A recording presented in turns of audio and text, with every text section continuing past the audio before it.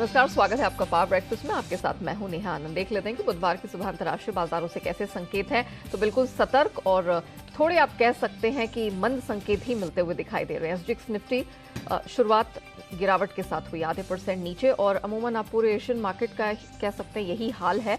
लाल निशान के साथ हुई है शुरुआत, फिर चाहे वो जापानीज मार्केट हो जो कि फिलहाल 350 अंक फिसल चुका है, या फिर कॉस्पी स्ट्रेट टाइम, सब में हम लाल निशान में कमजोर शुरुआत होते देख रहे हैं। डाउ नैस्डैक फ्यूचर्स की भी बात करें तो वो जैसे तैसे अपने आप को एक छोटे दायरे में टिकाए हुए रखे हुए हैं और फिलहाल अब हरे से लाल निशान में तब्दील हो गए। 14 अंकों की कमजोरी डाउ फ्यूचर्स, तो नैस्डैक फ्यूचर्स भी तकरीबन 10 अंक नीचे हैं।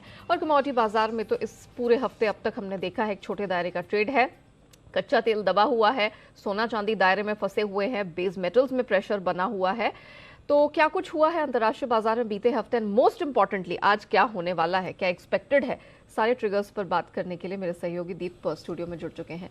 दीप, मॉर्निंग। फाइनली वो दिन आ गया है, आज देर शाम निर्णय निकलेगा, लेकिन यूएस बॉन्ड डील क्या, क्योंकि अमेरिकी फ्यूचर्स भी जब हमारे बाजार बंद हो गए थे तो नेगेटिव टेरिटरी में आ गए थे और गिरावट के संकेत दे रहे थे, तो लग रहा था गिरावट होगी। ऑफ कोर्स जो उस समय फ्यूचर्स थे करीब 100-125 अंक नीचे दिख रहे थे, उसके सामने 300 अंक अगर नीचे डाउ बंद हुआ तो डेफिनेटली उम्मीद से ज्यादा गिरावट है। एक लग रहा था परसों के बाउंस बैक के बाद कि शायद बाजार एडजस्ट हो गए हैं रेट हाइक्स के लिए, बट डेफिनेटली कल का एक्शन दिखा रहा है कि अभी भी वॉलेटिलिटी बची है। ऑफ कोर्स आज शाम आने वाली है फेड की पॉलिसी और उसी पर सबकी नजर है। उससे पहले सुस्ती का माहौल है across global markets including American markets. 1% तक की गिरावट आई है, कोई ऐसा बड़ा कट नहीं था, थोड़ा वॉलेटाइल सेशन जरूर था, बट 1% तक फिसले हैं बाजार। डाउ 300 अंक नीचे था, नैस्डैक और एस&पी भी 1% नीचे थे, रसल 2000 में 1.5% की गिरावट थी, तो ब्रॉडर एंड में ऑफकोर्स इंपैक्ट ज्यादा है। बॉन्ड डील जैसे आप बता रही हैं, 2 साल की बॉन्ड डील अब 4% पर पहुंच चुकी है। 10 साल की बॉन्ड डील 3.6% पर है। 11 साल की ऊंचाई पर 10 साल की बॉन्ड डील है। 15 साल की नई ऊंचाई पर आपको 2 साल की बॉन्ड डील इस समय दिख रही है। जो इन्वर्जन है वो ऑलमोस्ट अब आधे % के करीब का आपको होते हुए दिख रहा है, तो वो दिखा रहा है कि डेफिनेटली मंदी के संकेत है और बड़ी रेट हाइक की संभावना है और आगे भी फेड अग्रेसिव रह सकता है, ऐसा बाजार मानकर चल रहा है। लगभग सभी सेक्टर्स में हमने दबाव देखा है। कंज्यूमर शेयर सबसे ज्यादा गिरे थे, क्योंकि वही डर है कि जिस तरह से रेट्स बढ़ रहे हैं कंज्यूमर डिमांड पर आगे एक असर आ सकता है, जिसकी वजह से कंज्यूमर शेयर्स में सबसे ज्यादा आपने गिरावट देखी। फोर्ड का शेयर एक ही दिन में 12% गिरा है, क्योंकि कंपनी ने गाइडेंस दी है कि फिलहाल जिस तरह से कॉस्ट्स बढ़ रही हैं इंपैक्ट आ सकता है। इनफैक्ट वो एक्सपेक्ट कर रहे हैं कि इस साल $1 बिलियन का एक्स्ट्रा इंपैक्ट आ सकता है कॉस्ट्स बढ़ने की वजह से, और सुस्ती भी इन्हें दिख रही है आगे जाते हुए। तो वहां से आपने देखा थोड़े संकेत और नेगेटिव बाजार के लिए बनते हुए दिखे। जहां तक फेड पॉलिसी का सवाल है, ऑफ कोर्स अनुमान लगाया जा रहा है कि 0.5% की बढ़ोतरी होगी। लेटेस्ट डेटा भी अभी तक यही इंडिकेट कर रहा है। 82% जानकार अनुमान लगा रहे हैं कि 0.5% की बढ़ोतरी होगी। अगर 0.5% की बढ़ोतरी होगी तो इस साल लगातार तीसरी 0.5% की बढ़ोतरी होने वाली है। एज सच इससे पहले हम ऑलरेडी 4 रेट हाइक्स देख चुके हैं इस साल, तो 5वीं लगातार रेट हाइक तो होगी। 2.25% से रेट्स इस साल ऑलरेडी बढ़ चुके हैं और ऑफ कोर्स आज का फिर अनुमान लगाया जा रहा है कि एक बार फिर से 0.5% की बढ़ोतरी हो सकती है। यहां पर आपको रखनी पड़ेगी नजर। 1980 में आखिरी बार हमने इतनी अग्रेसिव रेट हाइक्स फेड की तरफ से देखी, तो 1980 के बाद आप इतना अग्रेसिव फेड देख रहे हैं। 40 साल से ज्यादा की ऊंचाई पर ऑलरेडी इन्फ्लेशन है, एंड ऑफ कोर्स उसी के तरह आप रेट हाइक्स भी देखने वाले हैं। साथ ही आगे की ग्रोथ की कमेंट्री पर फेड क्या कहता है, इन्फ्लेशन प्रोजेक्शन क्या कहता है, इस पर भी सबकी नजर बनी रहेगी। तो इंपॉर्टेंट डे है, इंपॉर्टेंट पॉलिसी है और आगे की प्रोजेक्शन भी बाजार देखेगा ही। आज शाम ये एक्शन आपके लिए आने वाला है। इसके अलावा यूरोप की बात करें तो अगेन कल कमजोर दिख ही रहे थे, आधे से 1% यूरोप के बाजार फिसले हैं। अच्छी बात है कि कल कमोडिटीज में कोई एक्शन आपने नहीं देखा। जिन लेवल्स के आसपास हमने कल कमोडिटीज को छोड़ा था लगभग वहीं पर आपको दिख रहे हैं। तो कच्चा तेल देखिए $91 पर कल छोड़ के गए थे, अभी $90 पर ट्रेड कर रहा है। कोई बड़ा एक्शन वहां पर नहीं हुआ है। डॉलर इंडेक्स ऑफ कोर्स आपको मजबूत होते हुए दिखा है, वापस 110 के पार आपको डॉलर इंडेक्स दिख रहा है, जो कि इसकी 20 साल की ऊंचाई का स्तर है। तो डॉलर भी मजबूत हो रहा है, बॉन्ड यील्ड भी ऊपर जा रही है फेड पॉलिसी से पहले।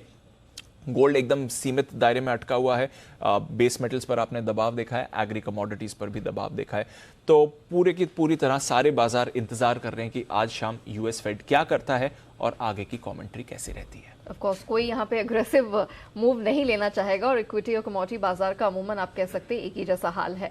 चलिए दीप, बहुत शुक्रिया आपका वो पूरी अपडेट रखने के लिए। आगे बढ़े इससे पहले देख लेते कि कल संस्थागत निवेशकों की तरफ से प्रदर्शन कैसा रहा। इंटरेस्टिंग बात ये रही है कि हमने हर तरफ से खरीदारी आते हुए देखी। जी हाँ, FII कैश स्पेस में 1200 करोड़ के आसपास की खरीद का फिगर आया है।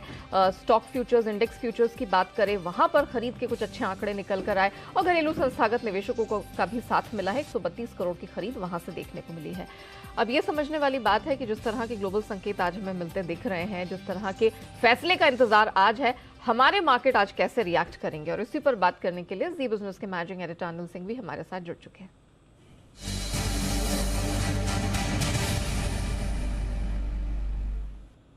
Sir good morning. Of course सारे मार्केट्स यहाँ दम साधे खड़े हैं। इंटरनेशनल मार्केट से नेगेटिव क्यूज हैं, लेकिन हम देख रहे हैं कि कुछ पॉकेट्स में अच्छा भी है। कमोडिटी स्पेस, कच्चे तेल की बात करें, सर कैसे इन सारे क्यूज को पढ़ा जाए? निफ्टी, बैंक निफ्टी में फिर लेवल्स क्या होंगे? Good morning. यहाँ देखिए, पूरे दुनिया भर के बाजार और हमारे बाजार इस सब वेट एंड वॉच वाले मोड में है। और इसी बात है कि आज की फेड की जो बैठक है बड़ी अहम है। ब्याज दरों पर कितनी बढ़ोतरी होती है वो भी एक है, और दूसरा ये कि फेड चेयरमैन इतनी दरें बढ़ाने के बावजूद महंगाई को लेकर आश्वस्त है कि नहीं कि वो नीचे आ जाएगी, ये भी सबको सुनना है। तो इन दोनों चीजों के चलते हुए बाजार किसी भी तरफ बड़ा मूव दे सकते हैं। हो सकता है पीछे हुए बाजार है, नीचे है, कमजोर है, फेड की मीटिंग के बाद तेजी से भाग जाए, या फिर पता चला कि ब्याज दरें भी बढ़ा दी तो उसके ऊपर खराब भी बोले तो गिरने के भी आसार पूरे बनते हैं। इसलिए वो क्लियरिटी जब तक ना आए तब तक बाजार मुझे लगता है कि आज थोड़े से रेंज बाउंड रहेंगे। हमारे अपने फैक्टर ठीक है, हमारे यहाँ समस्याएं कम है। दूसरी ओर कल के सेशन में फिर से FIs की तरफ से आंकड़े काफी बेहतर होते हुए दिखे। ये कॉन्फिडेंस बढ़ाने वाला है कि FIs कैश मार्केट में भी और वायदा कारोबार में भी खरीदारी करते हुए कल नजर आए हैं। परसों का आंकड़ा भी थोड़ा बेहतर था।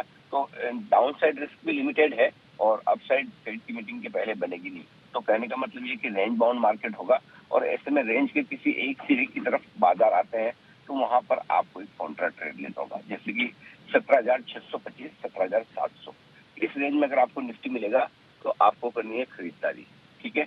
और ऊपरी स्तरों पर अगर 17,875 से 17,975 की रेंज में निफ्टी आता है तो टुकड़ों में आपको करनी है बिक वाली। तो इन दोनों तरह के ट्रेड पर आपको करना है focus.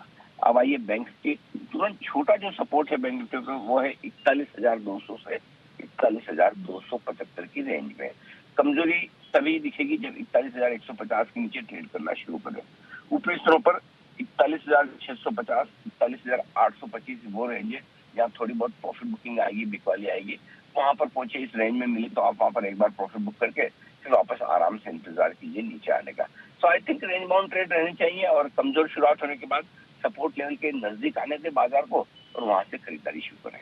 Ji, point taken sir, thank you so much बताने के लिए कि आज हमारे दर्शकों को करना क्या है। तो देखिए, जाहिर तौर पर थोड़ा असमंजस वाला दिन तो है ही, लेकिन आप अगर थोड़ा समझदारी के साथ और क्यूज को समझ के काम करेंगे तो भी आपको कमाई का मौका मिलेगा। रेंज बाउंड प्ले, सर ने क्लियरली कहा है कि किसी एक रेंज की तरफ आए तो आप वहां पर काउंटर कॉल लेके चल सकते हैं। 17,625, 700 निफ्टी पे वो रेंज होगी जहां पर आपको खरीद का मौका मिलेगा, मार्केट अगर इस रेंज पर आए। अपर बैंड 17,875 से 975 का है। यहां पर आप टुकड़ों में बिकवाली की रणनीति अपना सकते हैं। प्रॉफिट बुकिंग की भी ये रेंज होगी। 41,200 से 275 ये बैंक निफ्टी में आज एक सपोर्ट रेंज का काम करेगा, और अपर बैंड 41,650 से 825 तक एक्सटेंड होता हुआ दिख रहा है। आइए अब जान लेते हैं कि खबरों के दम पर किन स्टॉक्स में, सेक्टर्स में एक्शन देखने को मिल सकता है। अरमान हमारे साथ पूरी डिटेल लेकर जुड़ चुके हैं। अरमान, गुड मॉर्निंग। कौन से महत्वपूर्ण ट्रिगर्स हैं और खबरों के दम पर, क्योंकि आई थिंक आज बहुत सारी खबरें हैं जिनके दम पर बहुत एक्शन दिखने वाला है, कहाँ कमाई के मौके हैं? जी, सबसे पहले एक इंपॉर्टेंट बात, जैसे जो हर्षा इंजीनियर्स इंटरनेशनल जिनको बहुत बढ़िया सब्सक्रिप्शन मिलता हुआ दिखा था जिस IPO को, उसका आज अलॉटमेंट है। बटरफ्लाई गांधीमती अप्लायंसेस पर ध्यान रखिएगा क्योंकि जो OFS है वो रिटेल इन्वेस्टर्स के लिए खुलेगा। उसी के साथ साथ SP अपैरल्स पर भी ध्यान रखिएगा क्योंकि जो बायबैक पर बोर्ड की बैठक है। Tamil Nadu mercantile bank T2T from trade से रोलिंग सेगमेंट में जो है वो ट्रांसफर होता हुआ दिखेगा।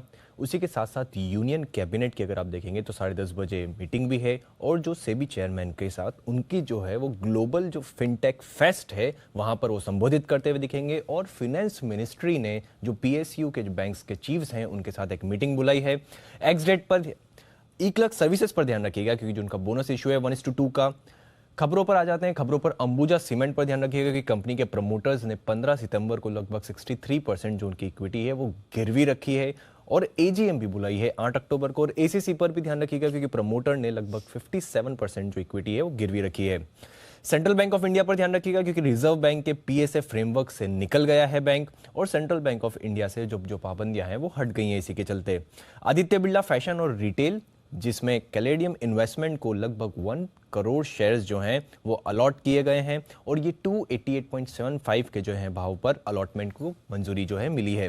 M&M किर्लोस्कर इंडस्ट्रीज, अगर आप बात देखेंगे इसमें किर्लोस्कर इंडस्ट्रीज से स्वराज इंजिन्स में जो है 17% जो हिस्सेदारी खरीदेगी और ये जो हिस्सेदारी खरीदी जाएगी वो 1400 के भाव पर खरीदी जाएगी। स्पाइस जेट 80 पायलटों को बिना वेतन के 3 महीने के लिए छुट्टी पर भेजा है। एनबीसीसी अगस्त महीने में लगभग इनको 275 करोड़ के ऑर्डर मिलते हुए दिखे हैं। गेटवे डिस्ट्रिक्ट पार्क पर भी ध्यान रखिएगा क्योंकि एचडीएफसी म्यूचुअल फंड ने लगभग 5 लाख शेयर्स खरीदे हैं। और अगर अंत में अगर आप बात करेंगे मंगलम सीमेंट पर, जिसमें प्रमोटर जो हैं उन्होंने 4 लाख शेयर्स खरीदे हैं और उनकी हिस्सेदारी बढ़कर जो हुई है उसमें 4.07% से बढ़कर 5.53% हुई है। पिलानी इन्वेस्टमेंट में खरीदा है ये। ठीक है, चलिए अरमान, बहुत शुक्रिया वो पूरी डिटेल दर्शकों के सामने रखने के लिए। लेकिन अब आगे बढ़ते हैं और एक बहुत महत्वपूर्ण खबर की तरफ आपको लेकर जाते हैं। सरकार गाड़ियों में सीट बेल्ट अलार्म को अनिवार्य करने की तैयारी में। जी हाँ, इसको लेकर परिवहन मंत्रालय ने ड्राफ्ट नोटिफिकेशन जारी किया है। खबर की पूरी डिटेल लेकर मेरे सहयोगी अम्बरीश इस वक्त मेरे साथ जुड़ चुके हैं। Ambarish, good morning. बताइए क्या है ड्राफ्ट नोटिफिकेशन में और तैयारी क्या है अब सरकार की सीट बेल्ट अलार्म को लेकर?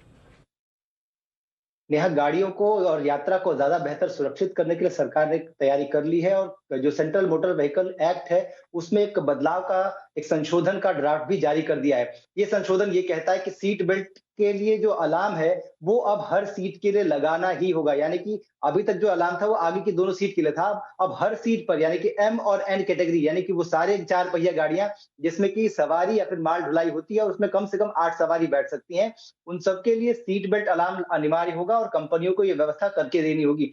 और ये ड्राफ्ट नोटिफिकेशन सरकार ने जारी कर दिया जिसके लिए कि 5 अक्टूबर तक कंपनियों से और बाकी जो लोग हैं उनसे सुझाव मांगे गए हैं। उसके बाद इसका नोटिफिकेशन फाइनल तैयार होगा। अगर इसके और जो डिटेल्स की बात करते हैं तो इसमें एक डिटेल ये भी रखी गई है कि जो अलार्म होगा वो 3 चरणों में होगा। यानी कि पहला तो ये कि जैसे ही गाड़ी में ड्राइवर बैठेगा, उसने इग्निशन ऑन किया, उस समय में अलार्म बजना होगा और वो ऑडियो और विजुअल दोनों तरीके का होगा।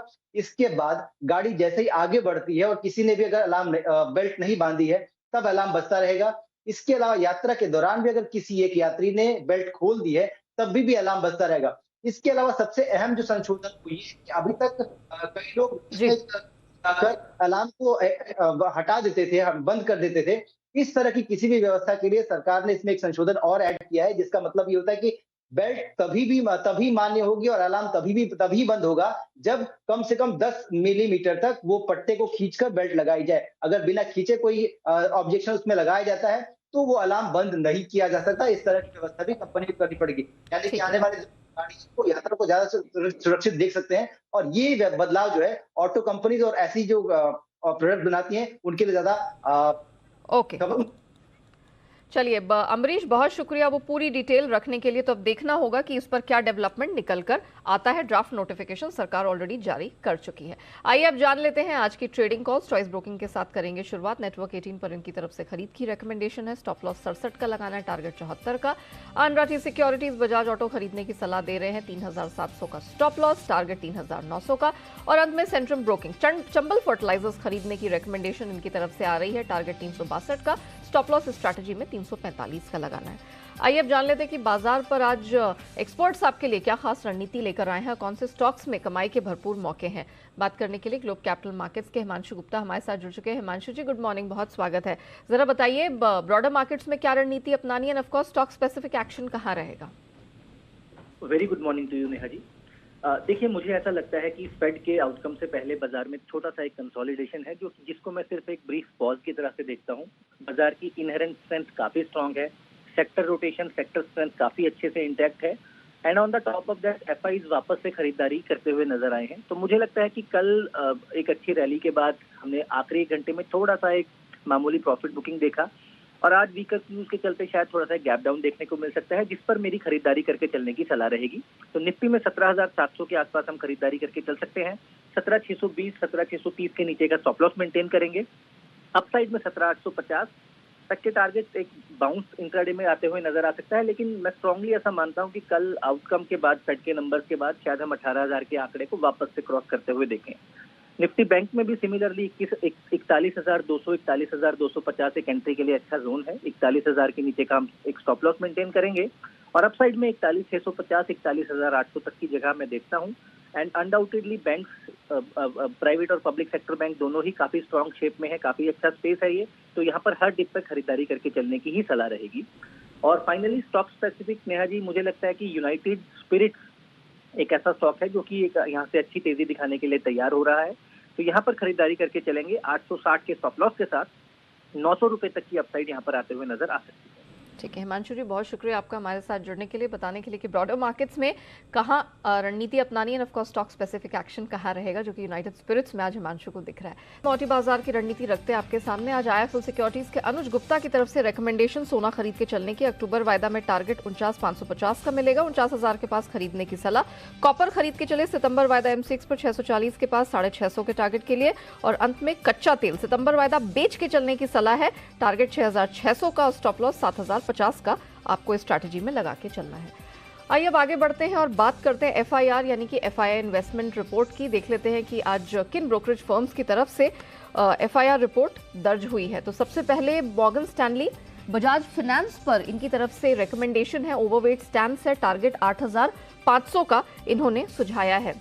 दूसरी रिकमेंडेशन भी मॉर्गन स्टैनली की तरफ से, लेकिन ये चोला इन्वेस्टमेंट पर है, इक्वल वेट स्टैंस है, टारगेट 725।